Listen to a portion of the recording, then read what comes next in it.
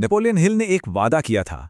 उन्होंने कहा, अगर कोई इंसान अपनी जिंदगी के सिर्फ 10 मिनट, जी हां, सिर्फ 10 मिनट पूरे ध्यान के साथ बिना किसी भटकाव के दे सके, तो उसके जहन के उन जंग लगे तालों को भी खोला जा सकता है जिन्हें उसने सालों से बंद रखा है। तो आज एक सवाल खुद से पूछने का है, जब आईने में देखते हैं तो कौन नजर आता है? एक फातेह, एक विजेता, या फिर कोई ऐसा जिसने बहानों की चादर ओढ़कर अपने सपनों को कहीं दफन कर दिया है?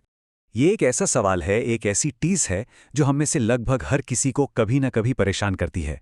यार, मैं शुरू तो करता हूं बड़े जोश के साथ, लेकिन फिर रुक क्यों जाता हूं? और अगर आपको भी ऐसा लगता है तो यकीन मानिए, आप अकेले नहीं हैं।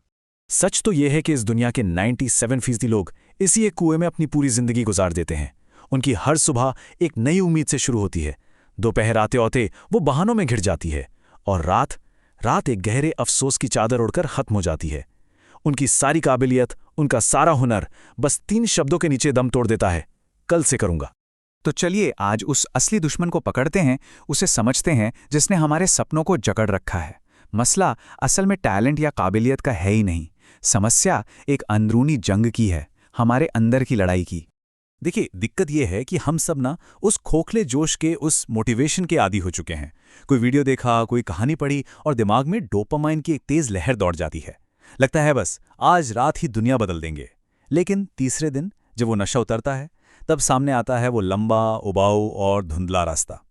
और यहीं पर 97% लोग दम तोड़ देते हैं। वो जोश को अनुशासन समझने की सबसे बड़ी गलती कर बैठते हैं। बरसों की रिसर्च एक ही बात कहती है, हमारा सबसे बड़ा दुश्मन कोई बाहर नहीं, बल्कि हमारा अपना मन है, हमारा अपना नफ्स। इसे एक ऐसे सॉफ्टवेयर की तरह समझिए जिसे सिर्फ और सिर्फ आराम और सुरक्षा के लिए प्रोग्राम किया गया है। इसका काम ही है आसान रास्ता चुनना और रुकने के लिए बहाने बनाना। आज थक गए हैं, कल से पक्का शुरू करेंगे। और ये जो लगातार काम टालने की आदत है ना, ये सिर्फ एक बुरी आदत नहीं है, ये रूह का धीरे धीरे होने वाला कत्ल है। हर बार जब हम खुद से किया हुआ कोई वादा तोड़ते हैं तो अपने आत्मविश्वास की इमारत से एक ईंट गिरा देते हैं। और फिर एक दिन ऐसा आता है जब इंसान खुद पर ही यकीन करना छोड़ देता है। तो फिर सवाल ये उठता है कि वो 3% लोग ऐसा क्या अलग करते हैं? क्या राज है उनके पास? उनके पास कोई जादू नहीं, बल्कि नेपोलियन हिल के दिए हुए कुछ ठोस सिद्धांत हैं। तो चलिए इस्तकामत के इन 7 सतूनों को, इन 7 स्तंभों को समझते हैं जो एक कामयाब जिंदगी की बुनियाद बन सकते हैं। तो ये 7 स्तंभ क्या हैं? पहला है सिद्क़े नीयत, यानी एक बिल्कुल साफ और तय मकसद, कोई धुंधली ख्वाहिश नहीं। दूसरा तदबीर, यानी एक पक्की योजना, अपने बड़े लक्ष्य को रोज के छोटे छोटे कामों में बांट लेना। तीसरा है सब्र और इस्तकामत, यानी असफलता को अंत नहीं बल्कि एक सबक समझना। चौथा सालेह सोहबत, ऐसे लोगों का साथ जो आपको ऊपर उठाएं। पांचवां अपने कल्ब, अपने दिल की गहराइयों में सोने से पहले कामयाबी के बीज बोना। छठा अज़्म, यानी फैसले जल्दी लेना।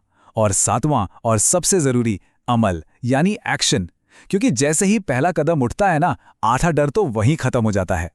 इस्तिकामत की यानी कंसिस्टेंसी की ताकत को समझने के लिए एक बहुत ही गहरी और दिलचस्प कहानी है। एक छोटे से गांव में एक बहुत ही मामूली सा कारीगर रहता था। उसने एक दिन इरादा किया कि वो गांव की सबसे ऊंची और मुश्किल पहाड़ी की चोटी पर एक ऐसी शानदार इबादतगाह बनाएगा जिसे देखकर जमाना हैरान रह जाए। गांव के लोग उस पर हंसे, कहने लगे, अरे तू तो पागल हो गया है। उस कारीगर ने किसी को कोई जवाब नहीं दिया। उसने बस अपना एक छोटा सा मगर पक्का नियम बनाया। वो हर रोज सूरज निकलने से भी पहले उठता, नदी किनारे से अपनी पीठ पर एक पत्थर लादता और उसे पहाड़ी की चोटी पर रख आता। बस एक पत्थर, रोज सिर्फ एक पत्थर। लोग उसे पागल कहते रहे, उस पर ताने कसते रहे। 5 साल गुजर गए और फिर एक सुबह जब गांव वालों की आंख खुली तो उन्होंने देखा कि उस वीरान पहाड़ी की चोटी पर सूरज की पहली किरण एक भव्य सोने के कलश से टकराकर चमक रही थी। वहां एक विशाल नक्काशीदार इबादतगाह खड़ी थी। पूरा गांव हैरान था। लोग भागते हुए उस कारीगर के पास गए और पूछने लगे, ये चमत्कार कैसे हुआ? कारीगर ने अपने मेहनत से घिसे हुए हाथों को देखते हुए बड़ी शांति से कहा, ये कोई जादू नहीं है, ये तो हिसाब है, रियाजी है, रोज का एक पत्थर। महान काम किसी एक दिन के धमाके से नहीं होते, बल्कि हजारों छोटे छोटे लगातार किए गए प्रहारों से होते हैं। तो अब वक्त है इन सारी बातों को अमल में लाने का। आपके लिए एक चुनौती है, एक 90 दिन की हिजरत, एक 90 दिन का सफर। देखिए, पहले 30 दिन आपका मकसद सिर्फ आदत बनाना है। जो भी काम चुना है उसे बस 5 मिनट दीजिए, लेकिन हर रोज, चाहे तूफान आए या जलजला। अगले 30 दिन पहचान बदलने का वक्त है। अब आप वो काम सिर्फ कर नहीं रहे, बल्कि आप वो इंसान बन रहे हैं जो ये काम करता है। और आखिरी 30 दिनों में रफ्तार का जादू काम करेगा। अब आपको खुद को धकेलने की जरूरत नहीं पड़ेगी, बल्कि वो आदत, वो मोमेंटम अब आपको आगे खींचेगा। यह बिल्कुल वैसा है जैसे किसी ट्रेन को स्टार्ट करते समय सबसे ज्यादा जोर लगता है, लेकिन एक बार जब वो रफ्तार पकड़ लेती है तो फिर सिस्टम खुद ब खुद काम करने लगता है। 90 दिनों के बाद यकीन मानिए, रुकना नामुमकिन सा हो जाता है। तो अब हम सब जिंदगी के उस चौराहे पर खड़े हैं जहां से दो रास्ते अलग होते हैं, और ये एक ऐसा चुनाव है जो हमारी तकदीर तय करेगा। पहला रास्ता वही पुराना भीड़ वाला रास्ता है, 97% लोगों का रास्ता, जहां बहुत आराम है, हजारों बहाने हैं और अंत में एक गहरा, कभी ना खत्म होने वाला अफसोस है। और दूसरा रास्ता उन 3% अकेले लोगों का रास्ता है, जहां शुरुआत में तन्हाई है, पसीना है, दर्द है, लेकिन जिसकी मंजिल पर बुलंदी और अमरता है। एक बात हमेशा याद रखने वाली है, अनुशासन का वजन ग्राम में होता है, लेकिन अफसोस का वजन टनों में होता है। अब चुनाव हमारा है, हमें ग्राम उठाने हैं या टन। हो सकता है आपका मन अभी भी फुसफुसा रहा हो, कल से देख लेंगे, लेकिन उस आवाज को अनसुना कर दीजिए। अपनी रूह की आवाज सुनिए। इतिहास उन्हें याद नहीं रखता जो शुरू करते हैं, इतिहास उन्हें याद रखता है जो खत्म करते हैं, जो मुकम्मल करते हैं।